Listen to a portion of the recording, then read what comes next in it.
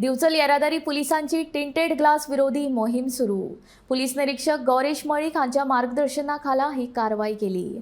विधानसभेत बुधवारा आमदार देवियार राणे सयत हेर आमदारांनी टिंटेड ग्लासेस विरोधात कडक कारवाई करपाची मुख्यमंत्र्याकडेन मागणी केली। उपरांत पुलिसांनी ताबडतोब टिंटेड ग्लास आशिल्ल्या गाडयांचेर कारवाई करपाक सुरवात केली।